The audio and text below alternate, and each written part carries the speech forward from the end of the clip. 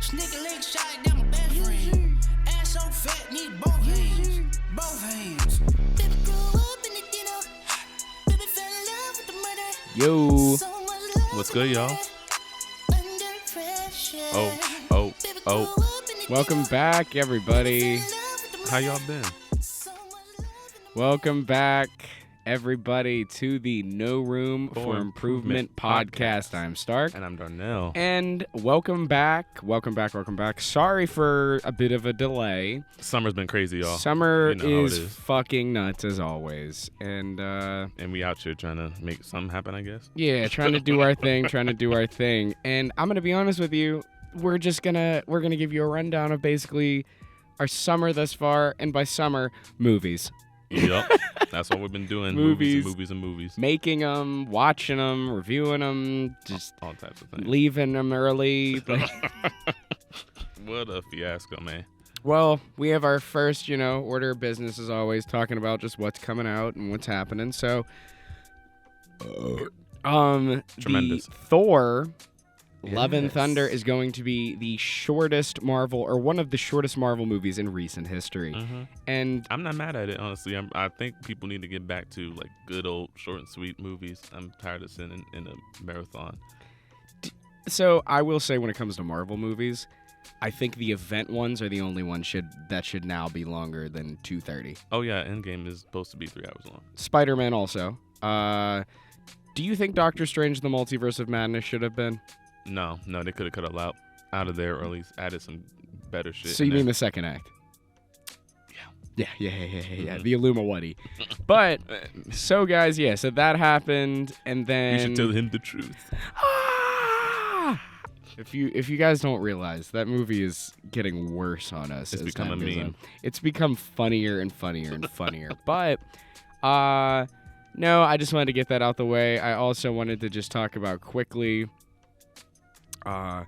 we just saw, our favorite new movie, Jurassic World Dominion. It was it's the best thing that ever happened to cinema. It's better than Citizen time. Kane. It's about time. No, but we need to talk.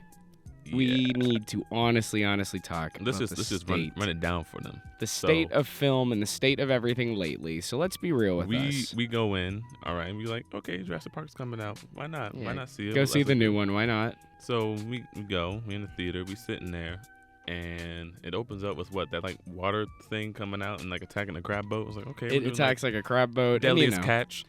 Like, what a shock. They're going to do, like, the giant size comparison thing they've been doing since the first movie. I understand. And then it goes into like this like Vice thing, like a Vice. Oh, my news God, cycle. yeah. And they get, like, an animatronic Triceratops.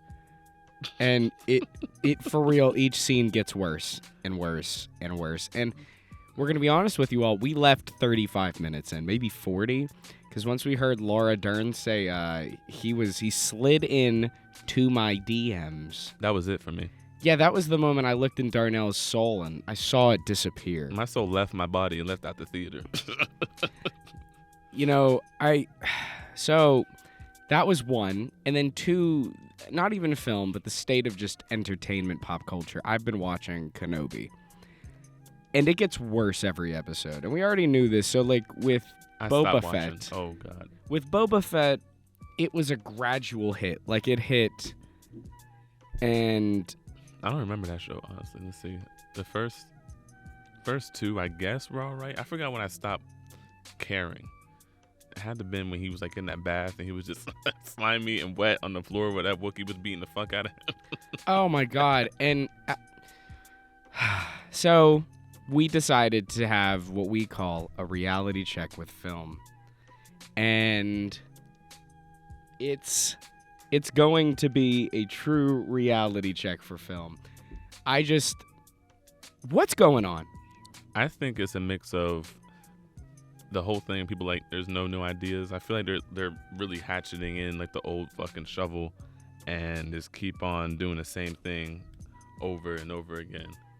But, yeah, it's just not working anymore. So, sorry guys, we just have to let you all know that we were supposed to have guests on this podcast, And for some reason, all three of them decided to message us as soon as we were like getting the get. So What's good, y'all? what's good? What's good? I just want to say thank you to all of you. But, you know, we will have guests soon. But this was one where we needed to take a second, look at each other in the eyes, and just say, what the fuck is going on? And I think both sides has its own issue. Like, let's be honest. Let's talk about Warner Brothers. So Warner Brothers in the last 365 times 2 Oh boy. has fired Johnny Depp, have tried to get rid of Zack Snyder, but then unfortunate events happened, so they got rid of him purposefully. They replaced him with Joss Whedon. Joss Whedon happened.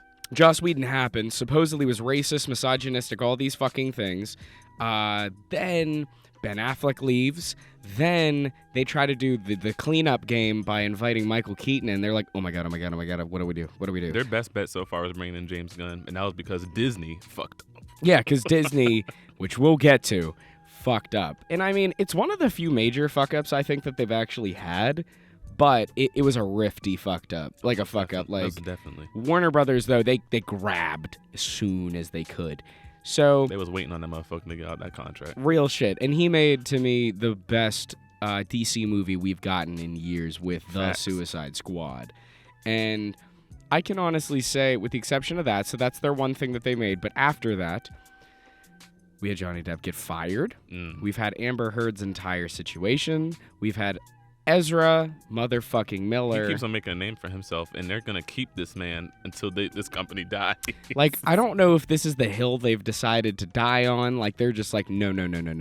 We literally are not doing anything else except for this. Yeah. So, And I think they're only doing this because they have a whole movie with this motherfucker in it.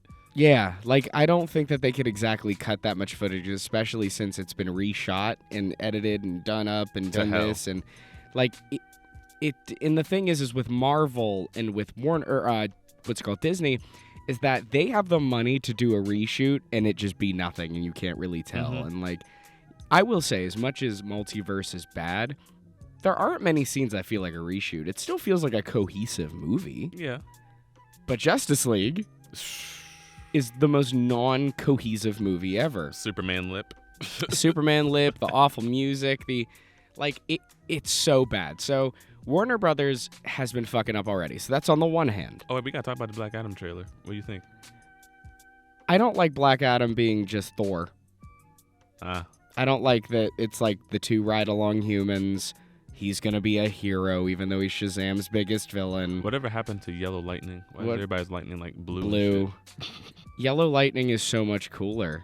Like, blue is cool if you're like Raiden or Shazam, but Yellow Lightning is still awesome. And like, even the Flash isn't Yellow Lightning. It's like Blue Lightning. Oh my god, you're right. Yeah. Jesus Christ. Like, except for the Grant Gustin one, the fucking CW show, which, guys, we're going to keep it a fat bean, or I don't fuck with CW. CW was never good, and it will not be good. I think that... I'm sorry for you Flash and Arrow fans. You Flash and Arrow fans. It was cool. Like, let's be real. When they first both came out, we always heard about them. There was something about it that was consistently good or brought people back in. But I can personally say the effects looked bad, and I never thought that Disney would ever get to this point, but then Disney Plus existed. So then we got to talk about motherfucking Disney. Disney has resurrected actors. Disney has canceled people because of political beliefs. Let's just go right there. Resurrecting people for a movie role. That's just the biggest... That's a larger issue than even both of these studios. And I think it's deplorable. I'm going to be honest with you. Like, I am a Ghostbusters fan. We chatted about this with Dalton. Check out that podcast. It'll be coming out fairly soon. And it's unethical. Yeah, I don't get the meaning behind it. The person's dead. Let's just respect that they're gone. I'm not excited for Mark Hamill to die. Not because I'm afraid or I'm worried. No, I'm worried that Disney's going to, like, puppet him for the next 30 years. I wonder how much a person's likeness is. No, really. Like, I think it's insane that, like, your family could be grieving, mourning, everything. Then you slip him this contract. Like, hey, my condolences. How does 15 million sound? Like, what did they give to Billy Lord? I don't know. I don't even know what they give to her, but that's rough. Like, Like, poor Carrie Fisher and her family and everything. They try to flip it and say, we're honoring their memory. I don't think honoring is, like, okay, here's my thing. She should have died in the Last Jedi. Mm-hmm. I think that when she faded out into the window, or even, listen, if she would have stayed till the ending, she said Poe led. Mm-hmm. She should have just not been in the next one. They really didn't need her, but J.J. Abrams wanted to backtrack. Yeah, but Michael Jamal Abrams immediately was like, nah. I need to make this John movie. Jacob Abrams. John Joseph Abrams, the worst man ever. His name is my name too. We hate him. We hate him a lot. We just that man doesn't make good things. I think he's a director for hire. He is the biggest yes man director shill forever. And if he ever makes a superhero movie, he's supposed to make a Superman movie, right? Well, ladies and gentlemen. He was supposed to make it instead of Zack for Man of Steel. I honestly don't know how that would have turned out. I don't know which one I prefer. I think I would at least prefer the hopeful tone. Like, imagine Star Trek tone, but on Superman. I haven't seen any of those Star Trek movies. I'm going to be honest with you. The first one's good, the rest suck. Third one's good because it's not made by him. The second one's awful because Benedict Cumberbatch is Khan. What's the third one? I know it's like Into Darkness. And what's the third one? I don't even know the title, but like I think Idris is the main villain, and it's not directed by John Joseph Abrams. It's directed by somebody else because he was doing The Force Awakens. Oh, okay. Yeah, so, he left one to be like, no, guys, I got to go ruin something else. But, long story short, both of these companies have devolved into this garbage. Into the point where it doesn't even, like, big studioed projects aren't even something I'm excited about anymore. Universal only has Fast and Furious and Minions. And Jurassic Park. And Jurassic Park / World. Disney only has Star Wars and Marvel. Warner Brothers has Harry Potter and fucking DC. Oh, should we talk about that last Harry Potter movie? Another very similar example to Jurassic World. We were walking when we turned on Harry Potter. I mean, we were like watching on HBO Max, but we turned it off. We surely did. Yeah, that was bad.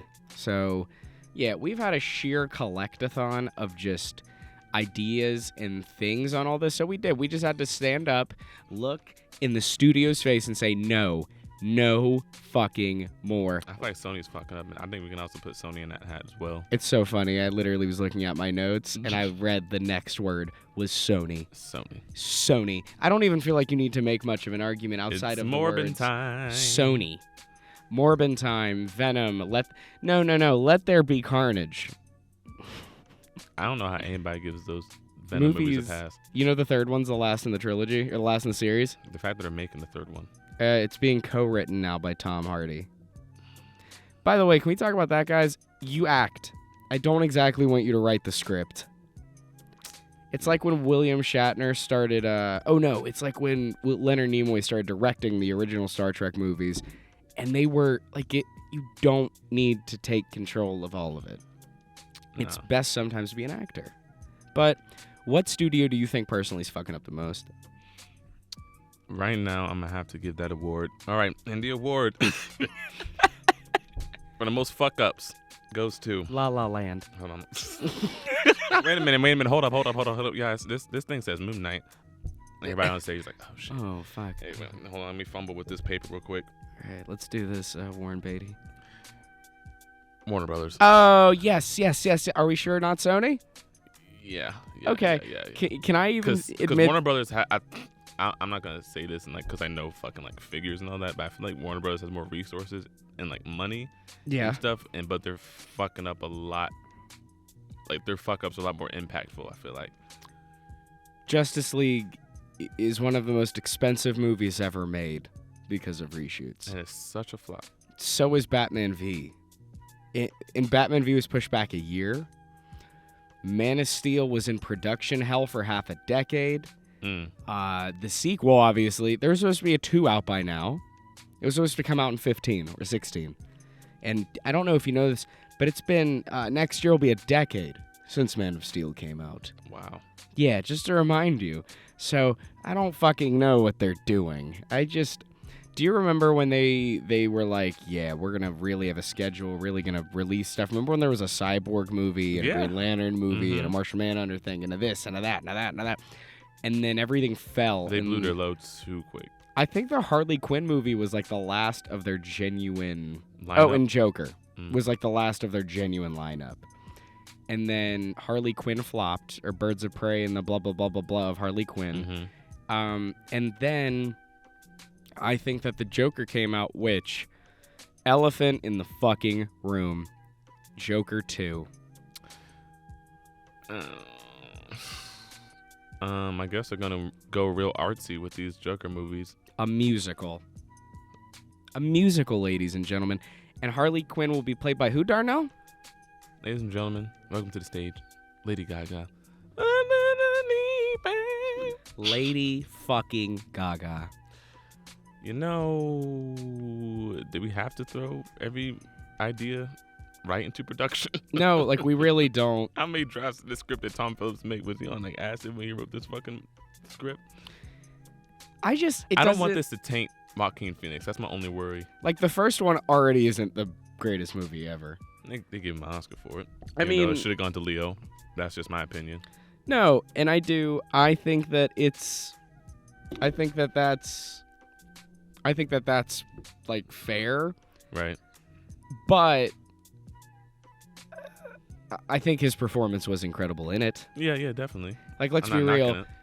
The final scene is iconic. I want us to both be real with ourselves. From when he puts on the makeup and the full thing. Yeah. Oh, when he's putting the makeup on, that like the scene we talked about where he saves the little guy and he stabs that dude.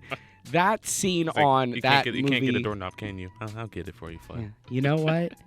You were the only one that was ever nice to me. Like, that was incredible. So I was really abjectly, I think this could be great. It could. But it also could suck. I have to see something. I can't really make an opinion out of it until I see at least like a something. I don't even know what it could be, but it's just like the whole, the pitch. It's not working for me. Can't say it's working for me. Nothing's working for us. I feel like big movies aren't working anymore. And I think that there's three major things we need to break down. You know what's still holding up? What? A24's highest grossing movie so far. Everything, Everywhere, All at Once. Please, people, go see it. I think it's out in theaters, but just find it, look it up, watch it. It honestly, it's better than any of this major bullshit motion picture. The better multiverse movie this year. Yeah, and again, I will say this. There's three major components that I think are fucking up major films. One, marketing. PC crowd, marketing table, round table discussion, trying to make everything fit every market bullshit. I need to see these writer rooms sometimes. Like, I need to know what these round tables look like, that they're like, no, I know that this market likes this, and I know that this market likes this, and we need a black character, and we also need a woman, but no, we can't have a white guy unless he's the villain nowadays. And, like, if you see the Cassian Andor trailer, it's the most Spanish man has to try to get across a border while these Spanish children are being held hostage, and the main guy is a white dude villain with blonde hair. I was like, wow. It all feels disingenuous and really bland. Yeah, and it, like you said, bland. Bland describes this now, because... Do you remember when movies had ideas? Do you remember when Star Wars was based on, like, the Vietnam War, Akira Kurosawa, like, The Searchers, like, Flash Gordon serials, like, Phantom Creep shit? I believe Star Wars had a vision all the way up into Revenge of the Sith. I think that Star Wars had a vision until Force Awakens, and then that vision wasn't carried on, and I think that vision shouldn't have been carried on. Let's talk about it. The fact that they hired J.J. Abrams just to do a course correct, not the best plan at all. No, and I'm not saying Colin Trevorrow is any better, because I think Jurassic World's proven this to us. Yeah, Jurassic World wasn't a good trilogy, and 2 of the 3 suck. I can actually say the first one's not horrible. It's just campy. It's just New Hope. It's just, yeah, like Force Awakens and Jurassic World are literally the original movie light. And, oh, that's number 2. Making a movie, but making it soft. Soft rebooting. RoboCop. I'm sorry. That was the first thing that came to my mind. I'm sorry. RoboCop, Force Awakens, Jurassic World, Ghostbusters Afterlife, Ghostbusters 2016, Halloween Kills, Halloween 2007 by fucking Rob Zombie. Like, all of these. Oh, The Mummy featuring Thomas Cruise. Give me Brendan Fraser every day. Yeah, like, so, and that's the thing is that was a remake. Mm-hmm. Like, that's a remake of a 1932 film, but it was done astronomically better. One of the best adventure movies I've ever made. Listen, I even like Van Helsing. Me too. Yeah, like Van Helsing is not a horrible film. Not like, me. I think that's good. So, I don't get how you make... I grew up on that movie, though. Oh, so did I. I did. Like, I'll even say it's a guilty pleasure nostalgia thing. When he turns into a wolf at the end, that my whole fight, primal kid rage comes out, and you're just like, oh my God, I want to fuck something up. They about to fight.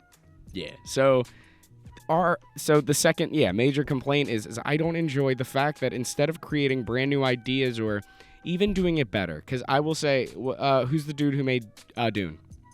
Denis Villeneuve. He made Dune, and Dune wasn't ever a good movie originally.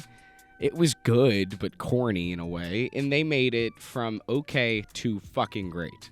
Mm-hmm. People are anticipating the sequel heavily. Heavily. Like, do you remember when people were excited about sequels? No, because most people don't even anticipate sequels for half these fucking movies anymore. I still don't think Joker 2 should exist at all. No, I don't either. And I don't think anybody's in the wrong for wanting to be like, this isn't, like, it doesn't need to happen. He said this, though, if a script came along that was good enough, he would do it. And I do not distrust Joaquin. Mm-hmm. So... if it's like a giant Andy Kaufman, like, fuck you to the audience, like, middle finger just joking with you, like, oh, you really wanted this, didn't you? Mm-hmm. I will love it. I will love if it's the biggest middle finger to the audience ever. I would love that. That'd be funny. Because I want something different like that. I need something to change it up instead of getting another dark, gritty Batman movie for the 70th fucking billionth time. And...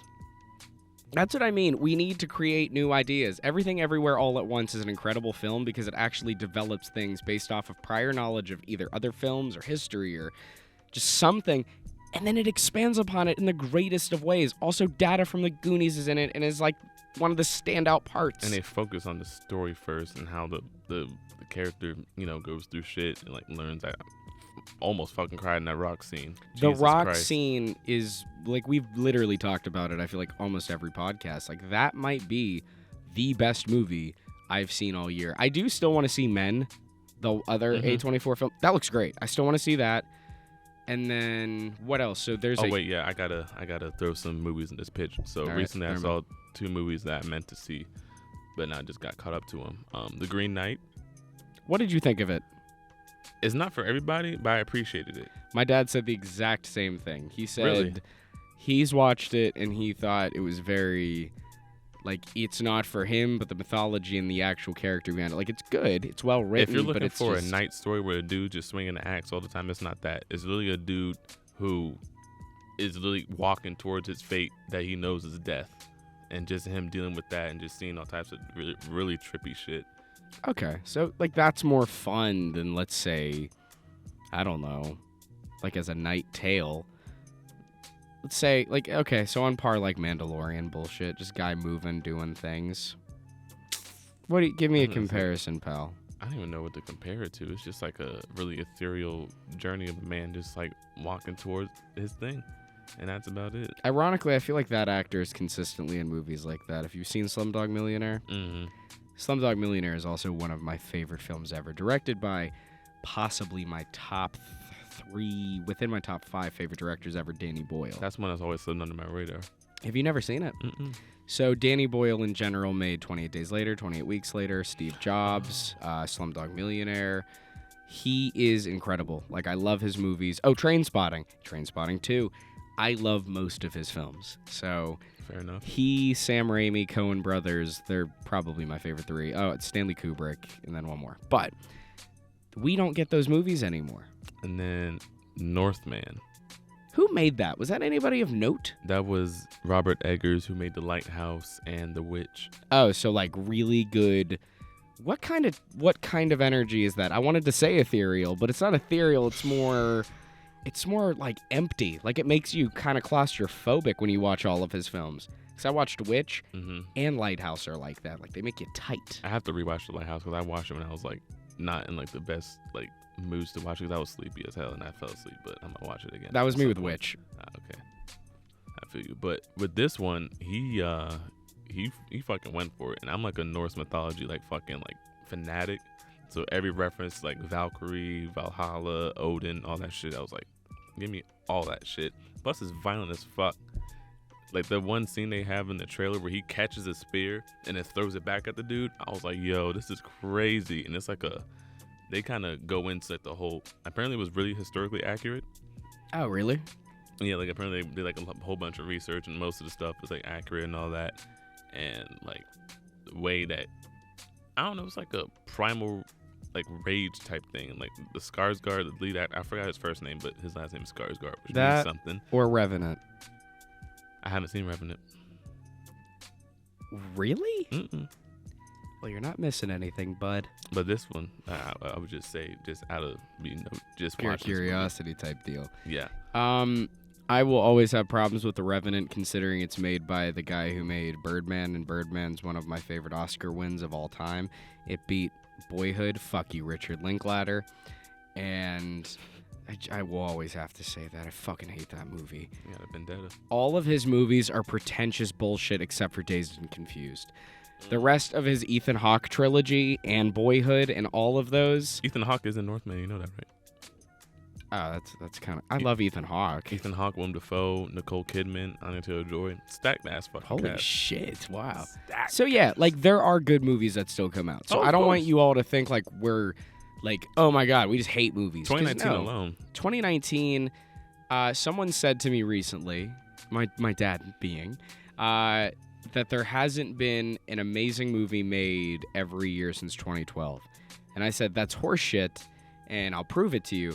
So then I went year by year. So 2012, we got Avengers, Dark Knight Rises. I'm not even saying it's perfect, but you got Avengers. Mm-hmm. You have then the next year of 2013. Again, I hate to say it, you got Iron Man 2 or Iron Man 3. 2014, you have Birdman. People like Boyhood. I don't, but people like Whiplash. And ironically, Days of Future Past. So 2014 is a fantastic year. 2015, I actually can tell you, I don't know a fuck ton of movies that came out in 2015. Yeah, like I'm blanking hard. 16, yeah, of course, Ghostbusters Answer the Call with Melissa McCarthy. Like, come on. That is a masterpiece of cinema. My favorite scene is when they're listening to ghosts and it makes a fart noise, but it's not a fart, it's a queef. It came out the front, not the back, so it's funny. Yeah, it's so, queefs are funny. Because the whole cast got pussies. Get it? Do you get Oh yeah, by the way, everybody, this podcast is currently sponsored by White Claw today. Just wanted to throw that out there for all of you. Oh, well. Oh well. But this topic made us brew. Mm-hmm. And so we needed some brew. And this topic is just, like, movies have legitimately went down the tubes. 17 through 19, though. Solid years. Mm-hmm. An amazing Spider-Man movie came out. Not a literal one, but, like, a really good one came out. You're amazing. No. You are amazing. No, I needed to hear that. I know. Oh, Spider-Man's getting 45 more minutes. Yeah. And a fucking another theater release. Yeah, I'm with it. I'm there. I'll be there. I'm excited. But that's another one of those examples of, oh, this was my literal last thing. Extended cuts and production interference. Now, Darnell, I don't know if you've heard of this little film called Fan Four Stick. I haven't. No. And if you didn't know, the studio interfered so much that they needed to reshoot half the movie. Mm-hmm. There's bad wigs. They trashed the set. They would supposedly sabotage it at night. Josh Trank wasn't the best to work with, but when you're Fox and you're a studio and you're supposed to have control of these things, maybe you should have a handle on it, bud. So I think studio interference has lately been the biggest flaw. Yeah, I had to say that definitely because there's no like checks and balances anymore. It's really just them trying to like squeeze as much money potential out of the movies instead of just letting them, exist Yeah. in their own vacuum, for better or for worse. And the thing is studios, instead of accepting the loss and taking it for what it is, they are now looking for a profit more than anything. And one of my favorite things ever, George Lucas made a reference to this. George Lucas said that movies now are like professional gambling. You are supposed to go to the table with $200 million, and you're supposed to come back with $400 million. Now, a bunch of people at a table have learned, oh, well, red's probably not the best color to look at. So instead, we'll go to black. And instead of high numbers, we'll go to low numbers. And it's exactly like that. Like, it literally has become a production-line system. It's becoming this fucking studio system of old. Like, and for some reason, I'm happy A24 exists.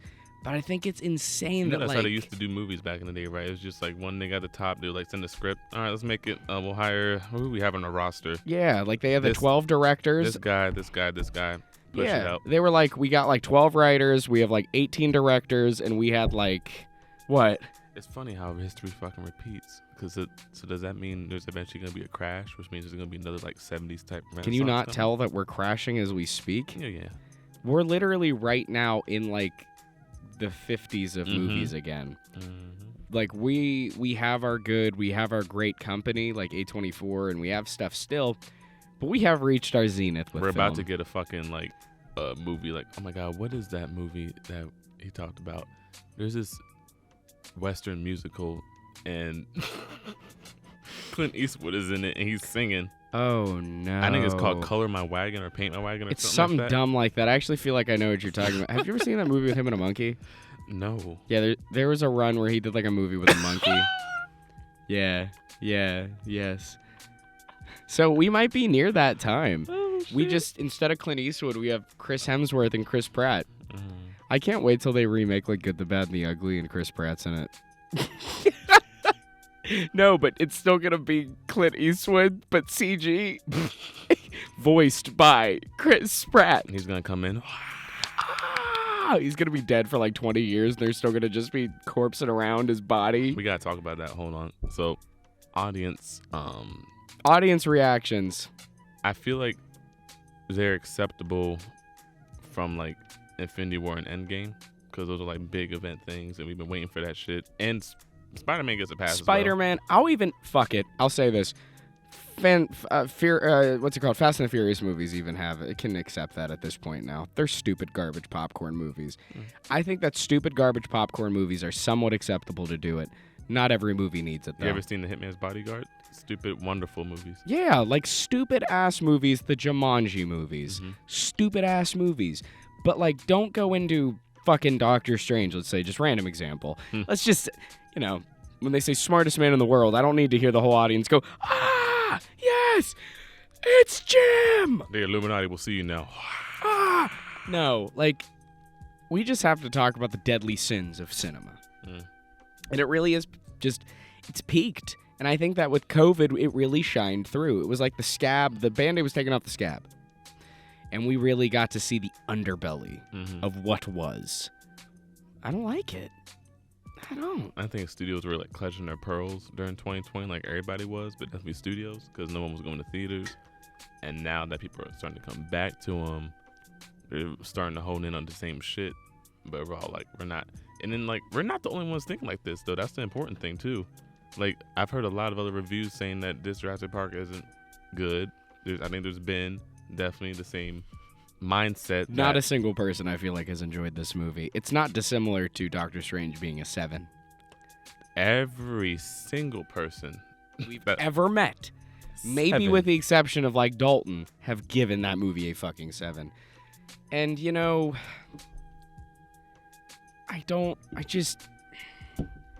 how the fuck is Top Gun better than goddamn Doctor Strange? I've heard wonderful things about Top Gun. Like absolutely incredible things. I haven't even seen the first one.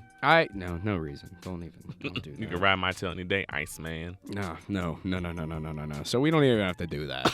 So, we have just been super duper negative for like, 30 literal minutes.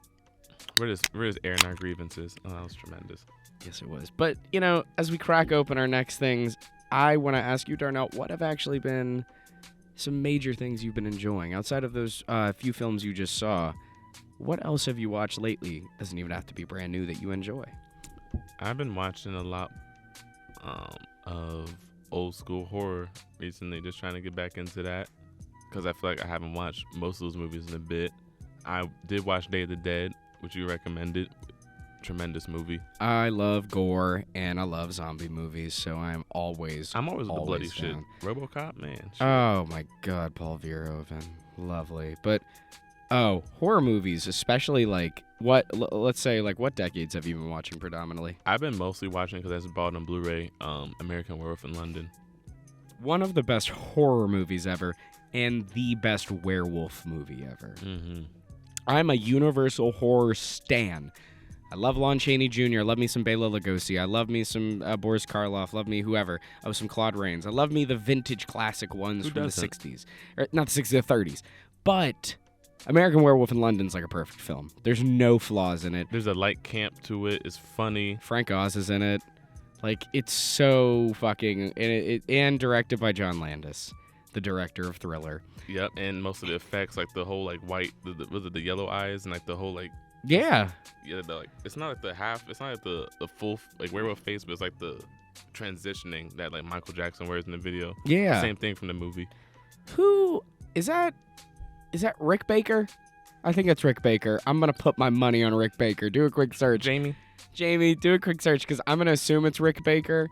Did the effects for American Werewolf in London, but the transition is one of the most iconic horror scenes ever. I put that up there when you first meet Dracula. I put that up there when It's Alive. yeah, Rick Baker. Oh shit! Yeah, Rick Baker won a fucking Oscar for what that. CGI used in American Werewolf in London? No, it was used in the awful sequel. Did you know it has a sequel? I did not. Called American Werewolf in Paris. Yeah, Paris. In Paris. So niggas went in Him, Paris. the niggas wrote on the back of the werewolf. But no, so yeah, good older films. Have you been watching any television? Television. No, not really. Lots of animated television, just like, go to sleep, like American Dad and type shit. But no. Oh, wait, Stranger Things. Yeah, Stranger Things. We need to quickly talk about Stranger Things. Stranger Things has been the most consistently good thing that's come out of Netflix in the past. When did it come out? 14, 16? 16. Came out like a few days before after my birthday, I'm and about to that's insane. Like it is. It's insane. Now watching say that, these young adults grow up. Bruh, watching them this season, it's like, these niggas ain't kids. Come on. That nigga's 20. That nigga got a license. He can drink. Like, I don't want to hear it. But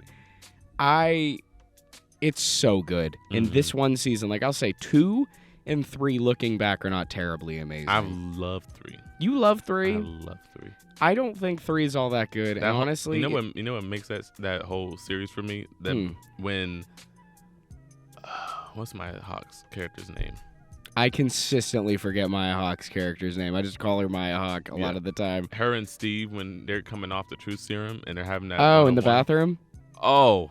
And they're going to Back to the Future. And I love that. I love, because I'm a stupid, cheesy, just cute, nostalgic innocence person. Also, the progression of Eleven's hair growing for some reason, like, makes me emotional. Seeing, like, this person go from no-haired child to, like, that weird middle curly hair to then, like, long hair, it, like, is weirdly emotional. But Will has the same fucking fuck-ass bowl cut. Oh, Will's had the same fucking bowl cut for half a decade now. And this nigga's hilarious. Will and Mike have looked the same for a fucking decade. But Mike is just long and lanky now. And maybe gay. It's so obvious. Like, that has to be the what is up. Mike is wait, which one's the one that was taken originally? It's Will? Mm-hmm. Will is gay. And I'm going to assume that he likes Mike. I've consistently thought he's always weird around Mike. And he always hates third wheeling. And he smiles a lot when he's just with Mike. And I think it's cute. I love it a lot. And I already know that the painting in the bag, spoilers, is just going to be a giant like mural of all of them together. It's going to be like something from season 1. I already know it's going to be a stupid ass callback. Who is your theory of who's going to bite the dust? I'm going to go with Nancy for 200, Alex. I'm okay with that too, because that will make Mike angry, and Mike will do more because Mike's done nothing in the whole season. Mike exists. He's loud and bitchy. I don't know who's gonna die, but I'm very scared. But whoever it is, I know it'll be impactful because I'm scared of What if anybody Steve died? Niggas will cry. Oh, nigga, I would cry. If you kill Steve, if you kill Dustin, I'm fine with that. You can kill Dustin. That nigga's annoying. Wow. That nigga's annoying in this season. I'm gonna have to disagree with you fully on that. This season, all he does is say "I told you so" and bitch and be annoying. Lucas obviously can't die. He's black. He can't die. Everyone will bitch. I love it, but I know enough that they're not gonna kill him. It was really powerful how like Max just took death to the chin. Oh, I got emotional. Can we admit that this show gets us a fucking emotional? I'm like a jaded 20-year-old cynic. This show turns me into like a child. And we gotta talk about not Wes Craven, Robert. No, what the fuck? Robert Englund. Oh yeah, Robert Englund's in it, by the way, everybody. Robert Englund is actually in it because this season felt like, you realize the first episode was an immediate homage to Nightmare on Elm Street, right? Eddie in Eddie's house when she's up. Oh yeah, yeah. It's literally Tina, and it's a dude in a leather jacket being blamed for it. I was like, oh wow, like this is just the first Nightmare on Elm Street. The Duffer Bros don't fucking. Oh, Duffer Brothers are good, and I have one fear. Have you heard about? I think you told me they're going to fast forward into the future for the next season, and they're going to be older. I'm ready to see 90s. I don't know if I want to see them be even older.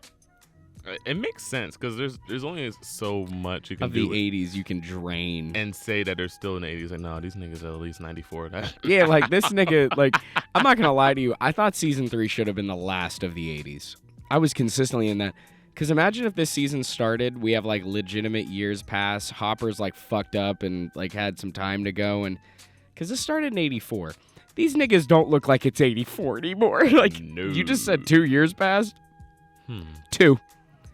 Nah, nigga. Puberty is running fast. Yeah, I was about to say, damn, nigga. Like, fuck. I see clips from season 1. I'm like, wow, these are babies. Oh, no, and that's what I was going to say. So season 2, the episode at the very end, the literal last episode of season 2, at the very end, when Every Breath You Take is playing and they're dancing together, I still, like, it gets me all emotional. And then that they go out and you see the giant fucking monster. Like, it's, I love that show. I do. I think that is one of those ones that just, it's seamless. It's really good. It's entertaining. Every character's interesting. They know how to build a lot of tension. Anytime someone's in the upside down, I'm like, you need to get out of there right now. Oh, shout out to Kate motherfucking Bush. I'm so happy you're getting the love you deserve with Running Up That Hill. As soon as I heard that, I was like, you motherfuckers, you finally got Kate Bush to be popular.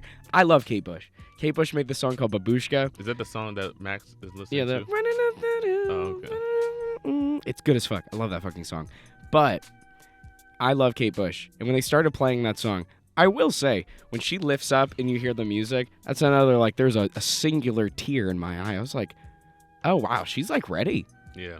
I was like, oh, I don't want Max to die.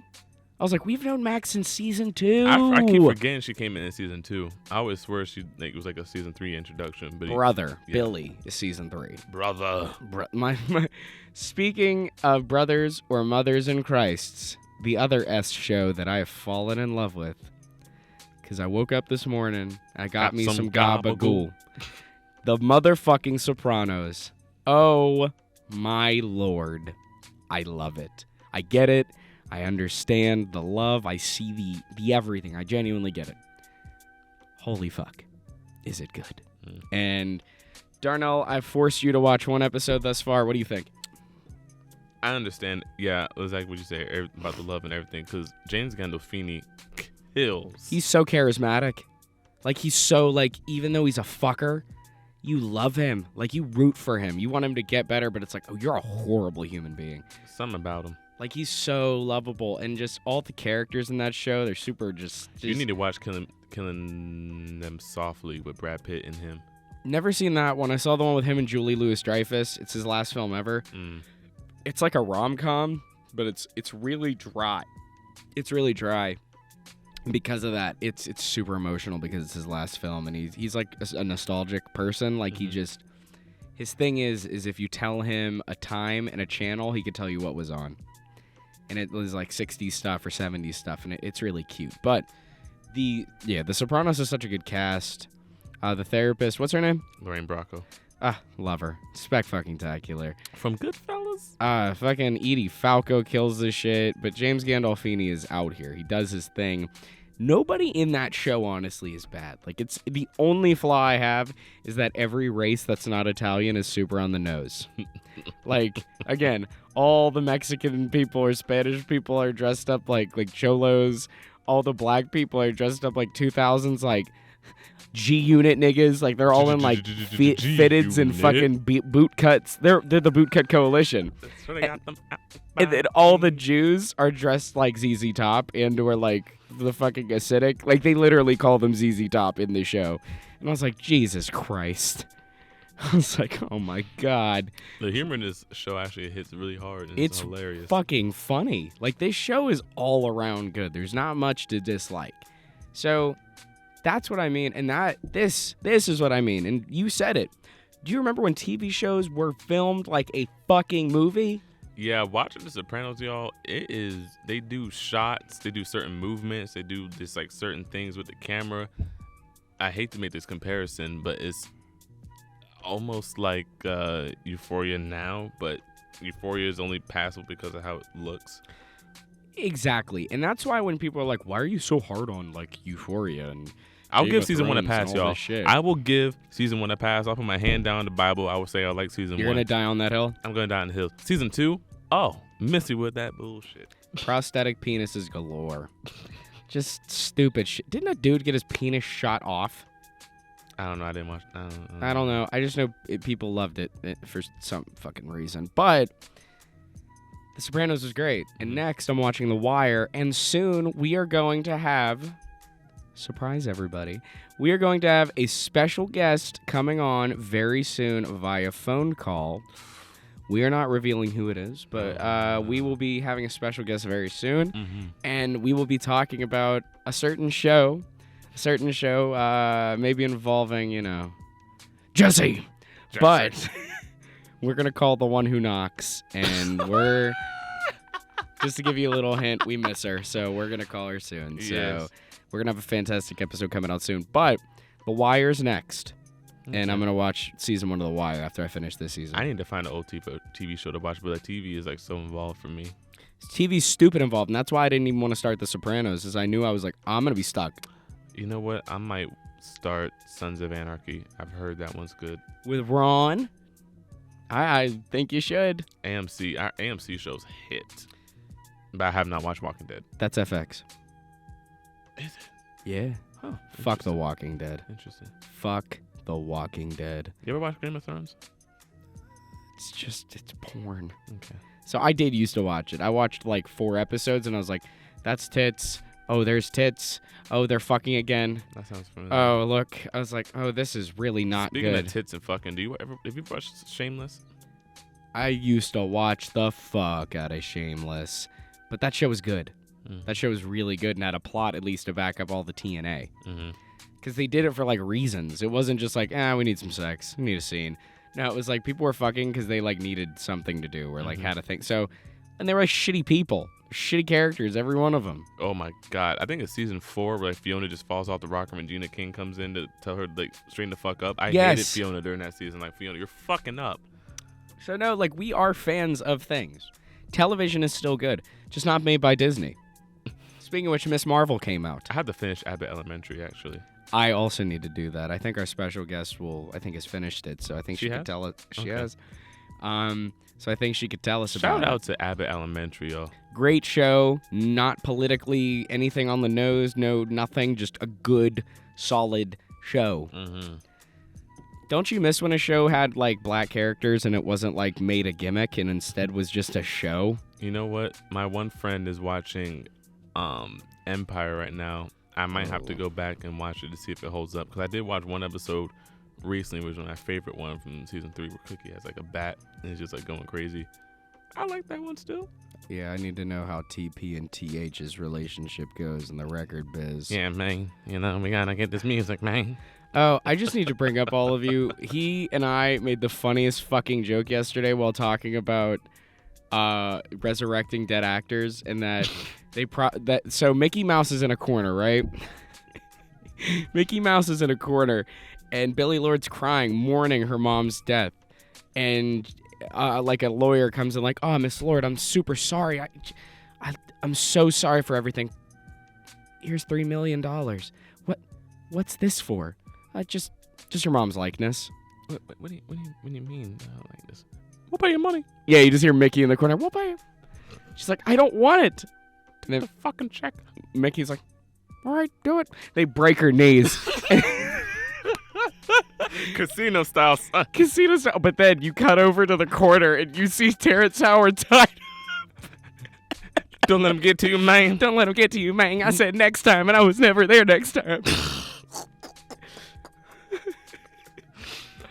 Was it Empire on ABC? It was on Fox. Fuck. Okay, never mind. Mm-hmm. He switched networks. I missed. All right, everybody who's listening to this, do you know what Scream Queens is? I'm just gonna leave it at that. Ava Scream Jean Queens. knows about Scream Queens. I miss it. I was never a Scream I'm Queens person. so fucking pissed that they canceled that fucking show. They had Emma Roberts, Isn't Jamie in it? Jamie Lee Curtis. Wait, hold on. Let me. I'm let me break it noticing a down. pattern, by the way. You really like Jamie Lee. I love Jamie Lee. Yeah, I'm noticing. But name. They had Emma Roberts, Billy Lord, Keke Palmer, Ariana Grande for the first episode, and then got fucking murked. Jamie Lee Curtis, Niecy Nash, who I Holy fucking love. shit. All-star cast, just motherfuckers dying left and right. It's tremendous. I just love it. You ever see Spring Breakers? Mm-hmm. What boy? You can't see me, everybody, but I am like Grinch smile. What boy who hasn't watched High School Musical as like a child didn't watch Spring Breakers when that came out? Man, Selena Gomez, man. Vanessa Hudgens, man. Man. Yeah, they used to have some fine women on Disney and fucking Nickelodeon. Then Ooh, we grew up. That's a whole topic for another reason, though. Disney effect / Nickelodeon effect. I really worry, honestly, that things have happened to these people. Mm-hmm. So let's go over that quick little list. We've had Amanda Bynes. We've had Drake. We've had Josh. We've had not Miranda Cosgrove. We've had Jeanette McCurdy. By the way, I just want to remind you all that Amanda Bynes wanted to operate heavy machinery under the influence. And for some reason, none of us ever questioned it as like weird. And we were like, ha ha ha, that's so funny. No. Let's really take a look at that. Is Lindsay Lohan one of them, or is she just Lindsay Lohan was a Disney kid. Okay. Yeah, she was on Parent Trap and shit. So okay, and then Demi there's Lovato. Disney. So you got Demi Lovato, you got Bella Thorne, you got Miley Cyrus a little bit. you got no, they're not a little bit. Miley motherfucking Cyrus, nigga. Let's keep it a buck. Remember it's 2013 Miley Cyrus? Was it 2013? Yeah, 2013. Yeah. Miley Cyrus, catching bodies. Ro- Don't care. Robin that you get Thicke. some mileage. Oh wow, Oh yeah, I remember. Yeah. All this. Miley, what's good? nigga, like all this shit. So we worry, and this is what we mean, is that the state of film has become such a state of media. How about we just reinstate this as state of media? Things are getting bad. Oh yeah, I'm just gonna throw this out there because I am a wrestling fan. It is. Darnell, take it away. This again, state of media. Oh, we're going to have a everybody. wrestling episode. I'm gonna invite some people on, but Oh, just get this, y'all. okay. For those who don't know, the WWE is owned by Sir Vincent Kennedy McMahon, and he right now is involved in a scandal because he hired an employee this year, early in the year, and paid her $3 million to shut the fuck up about their affair. And now I think it was like a whistleblower inside the company or somewhere revealed this news, and now he's under hot fire. Hot fire. And his whole family is fucking falling apart as well. Both his children left the company. He's married to his wife, but not really. They're separated. And I don't know. Things aren't looking happy in the old wrestling world. I have one thing to say to that. Yes. Keep it up, my nigga.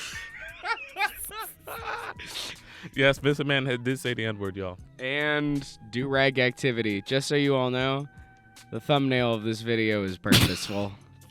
Just so you all know, why it's called the state of media, and when you see the thumbnail, you'll understand. Oh boy. So, like, everything's fucking up, man. Something in the water? Something in the water, something in the air. Mm. Jim Carrey doesn't want to act anymore. He's up his own ass. But he did go out on a high note in Sonic 2. Could you hold a straight face with that one, buddy? I couldn't. It's like, you good over there, pal. We're losing comedians left and right. We're losing comic artists left and right. Like, Ramir just sent me, you don't know of him, but this legendary comic book artist by the name of Tim Sale. He did Spider-Man Blue. He did Hulk Gray. He did a Daredevil Yellow. He did Captain America. Like, all of his stuff is stylized based on a specific color and tone. Okay. And it's some of the greatest shit ever made. Like, it's honestly amazing stories. And he just passed today. When Gilbert Gottfried died, that hurt my soul. And you all know, and specifically Darnell knows, when Norm Macdonald was announced, I was in class, and when it was heard that he was passed, I literally had to go to the bathroom, like, take a second. Like, I was crying a little bit. Like, I had to take a fucking second. And Bob Saget. Bob Saget, oh my God. So I was on the internet yesterday. I was on the interwebs, and I saw a podcast, and it was over Zoom, and it was during the coronavirus, and it was Bob Saget and Norm. Oh. And I was like, oh, wow. Like, it gave me, like, a cold shiver down my spine. Speaking of Zoom and Norm has I don't want to watch it. Norm's really sad special. And by sad, it is funny. Like, there are parts of it I've already seen that are hilarious, but I just can't watch, like, the inevitable demise and the inevitable sadness that comes with that sort of thing, especially knowing what you know now. That it's so depressing. But we're gonna this decade is gonna be a lot. We're gonna lose a lot of people. Jack Nicholson was born in 1939. Oh boy. Like, I don't got a lot of time left with that motherfucker. The amount of tears I'm gonna shed. Oh my God. Like, we're about to have a solid the 30s and the 40s. Ooh, we're about to lose a lot of motherfucking people. Can't wait for the Oscars when they play that weird upbeat music again like they did last year. Oh, God. I don't even want to talk about the Oscars. That shit let's show. also quickly talk about the Oscars. That shit We show. already have. Everybody knows about the thing. Let's just avoid the thing. But then there's the other thing, which is that they played upbeat music during the death segment. And do you even remember what the best film was? Because I do. Do you? No. Coda.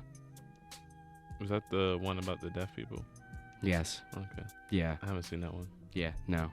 That's exactly What happened to the Oscars? What happened to the pageantry, the pomp and circumstance? La La Land happened. I don't know. I don't even. I think this all started. You know what? Our final note. What do you think ruined cinema? What do you think ruined media? I'm really gonna go with. Fucking dead. I'm gonna go with when they said La La Land. What do you think it was? It might have to do with music. What do you mean? It might have something to do in the music world. I can't put my finger on it, but I think something in that realm ruined media for me. Maybe Tekashi. I was gonna say Gucci Gang. That too. Media's fucking up. Media in general, pop culture in general, fucking up. But I want to go out on at least a high note by saying the future might be bright with A24. Our future might be bright with the up-and-coming actors we have, with a lot of the gleaming lights that we have. That with movies coming up. Scorsese had a movie coming out with Robert De Niro and Leonardo DiCaprio. Tarantino has his final film still to happen. So he says. Kill Bill 3. Let's just keep it a bean. It's going to be Kill Bill 3. You think? Yeah. I think she's going to die. Yeah. I think that's it. Like, I think it's literally all that movie's going to be is his most pivotal character with an actual sequel will finally have her demise. Kill Bill will, I don't know. It seems seminal to go back to that sort of thing one last time. But we have a bright future ahead of us, everybody. Oh, yeah. No, we're not saying cinema's dead. This is the end. No, we're fuck just saying no. it's in the low point. I'm not about to be an old head and be like, nah, that shit's dead. But No. I will say this. Be hopeful. Avoid Disney. Avoid Sony. Avoid Warner Brothers. And guess what, everybody? Beware of Mickey Mouse in the corner. Beware of Mickey Mouse in the corner. Don't be like Terrence Howard, kids. And most of all, stay up and stay winning like Johnny Depp. Thank you so much for listening, everybody. This is the day that you almost caught Captain Jack Sparrow. This is the No Room for Improvement podcast. I'm Stark. I'm Darnell. And we are signing off. Y'all have a good day, y'all.